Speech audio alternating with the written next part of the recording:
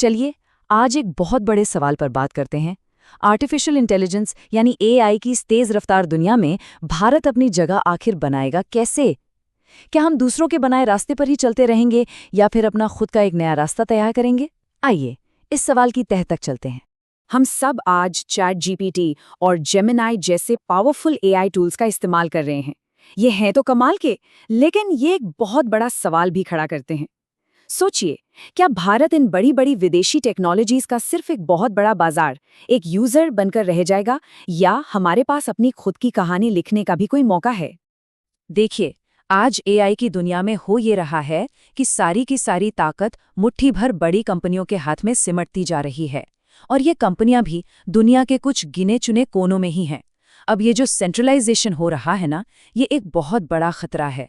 जब टेक्नोलॉजी का पूरा कंट्रोल सिर्फ कुछ लोगों के पास होता है, तो बाकी पूरी दुनिया उन पर निर्भर हो जाती है। तो सवाल ये है कि क्या हम हमेशा निर्भर ही रहना चाहते हैं? और यहीं पर एआई सोवरेनिटी यानी एआई में आत्मनिर्भरता का कॉन्सेप्ट आता है। इसका मतलब ना बहुत सीधा सा है, अपनी डिजिटल किस्मत पर हमारा अपना कंट्रोल होना। एक व्यक्ति के तौर पर, एक ऑर्गेनाइजेशन के तौर पर, और सबसे जरूरी एक देश के तौर पर। क्या हम अपने भविष्य के फैसले खुद ले सकते हैं? असल सवाल तो यही है। आज भारत एआई के एक बहुत ही अहम चौराहे पर खड़ा है। हमारे सामने दो बिल्कुल अलग रास्ते हैं, और हम जो भी चुनेंगे वो ही हमारा भविष्य तय करेगा। और मजे की बात यह है कि ये दोनों रास्ते हमारे लिए कोई नए नहीं है। हमने इन्हें पहले भी देखा है। पहला रास्ता है आईटी सर्विसेज वाला रास्ता। मतलब हम विदेशी एआई प्रोडक्ट्स को सर्विस देते रहें, बड़ी बड़ी सर्विस कंपनियां बनाते रहें, लेकिन जो मेन प्रोडक्ट है उसकी मालिकी हमारे पास कभी ना हो। और दूसरा रास्ता है यूपीआई वाला रास्ता। मतलब हम भारत के लिए भारत में अपने प्रोडक्ट्स बनाएं, हम अपनी खुद की टेक्नोलॉजी की नींव रखें और अपने पूरे डिजिटल इंफ्रास्ट्रक्चर को खुद कंट्रोल करें। तो एआई में हम कौन सा रास्ता चुनेंगे? तो अब सवाल ये है कि यूपीआई वाला रास्ता चुने कैसे? अच्छी खबर ये है कि ये रास्ता चुनने के लिए हमारे पास एक बहुत ही शक्तिशाली जरिया है, और वो है ओपन सोर्स एआई। आप इसे आत्मनिर्भरता की एक मुफ्त रेसिपी की तरह समझ सकते हैं। लेकिन ये ओपन सोर्स एआई आखिर है क्या चीज? चलिए इसे इतने आसान उदाहरण से समझते हैं कि ये पूरी बात शीशे की तरह साफ हो जाएगी। इस फर्क को मुफ्त की बियर और मुफ्त की रेसिपी के उदाहरण से समझिए। जो बंद एआई सिस्टम होते हैं ना, वो मुफ्त की बियर जैसे हैं। सुनने में बहुत अच्छा लगता है, इस्तेमाल करने में भी मजा आता है, पर जब वो खत्म हो जाती है तो आपके हाथ में कुछ नहीं बचता। आपको ये तक नहीं पता होता कि वो बनी कैसे थी। वहीं दूसरी तरफ ओपन सोर्स एआई मुफ्त की रेसिपी जैसा है। यहाँ आपको बनाने का पूरा फॉर्मूला और सारी सामग्री मिल जाती है। आप उसे पढ़ सकते हैं, समझ सकते हैं, उसे बदल सकते हैं और फिर अपनी खुद की बियर जब चाहें, जैसे चाहें, हमेशा के लिए बना सकते हैं। मतलब कंट्रोल पूरी तरह आपके हाथ में। तो इस मुफ्त रेसिपी के फायदे बिल्कुल साफ हैं। पहला, ट्रांसपेरेंसी, यानी आपको पता होता है कि एआई मॉडल कैसे बना है, उसके अंदर क्या है। दूसरा, कंट्रोल, मतलब आप उसे अपनी ज़रूरतों के हिसाब से बदल सकते हैं। तीसरा, एजेंसी, यानी आप बिना किसी के इजाज़त के उसके ऊपर कुछ भी नया बना सकते हैं।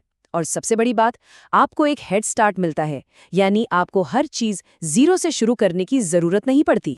ठीक है, ये सब बड़ी बड़ी बातें तो सुनने में बहुत अच्छी लगती हैं, लेकिन इसका हम सब पर क्या असर पड़ेगा? भारत के आम स्टूडेंट्स पर, काम करने वालों पर, छोटे छोटे बिजनेस पर इसका क्या असर होगा, ये जानना सबसे ज़रूरी है। हमारे स्टूडेंट्स और वर्कर्स के लिए यूपीआई जैसा रास्ता अपनाने का मतलब है कि देश में ही एडवांस टेक्नोलॉजी का टैलेंट और स्किल्स बढ़ेंगे। इसका मतलब है कि यहीं पर नए स्टार्टअप्स खुलेंगे, अच्छी सैलरी वाली नौकरियां बनेंगी, टेक रोल्स के लिए विदेशी कंपनियों पर हमारी निर्भरता कम होगी और हम भारत की अपनी समस्याओं को सुलझाने के लिए ज़्यादा काबिल बनेंगे। और जो छोटे बिजनेस हैं, जो नए स्टार्टअप्स हैं, उनके लिए तो ये एक लीप फ्रॉग करने का, यानी एक लंबी छलांग लगाने का मौका है। वो बिना भारी भरकम आर&डी के खर्चे के इनोवेशन कर सकते हैं। वो भारतीय बाजार के लिए खास एआई सॉल्यूशंस तैयार कर सकते हैं। इससे एक मोनोपोली की जगह एक कॉम्पिटिटिव माहौल बनेगा, जो देश में ही इनोवेशन और तरक्की को बढ़ावा देगा। तो सब कुछ साफ है, रास्ता भी पता है, पर सवाल ये है कि इस आत्मनिर्भर एआई भविष्य को हकीकत में बदलने के लिए भारत का अगला कदम क्या होना चाहिए? हमें अभी क्या करने की जरूरत है? देखिए, एक देश के तौर पर हमें एक साफ रणनीति अपनानी होगी। पहली चीज, दुनिया भर में सही पार्टनर्स खोजने होंगे। दूसरी, 50 चीजों पर एक साथ काम करने के बजाय सिर्फ 2-3 सबसे जरूरी एरिया पर फोकस करना होगा। तीसरी और सबसे अहम बात, अपने टैलेंट और अपने लोकल स्टार्टअप्स में जमकर निवेश करना होगा। और चौथी, खेती से लेके हेल्थ केयर तक हर इंडस्ट्री में एआई की समझ को बढ़ाना होगा।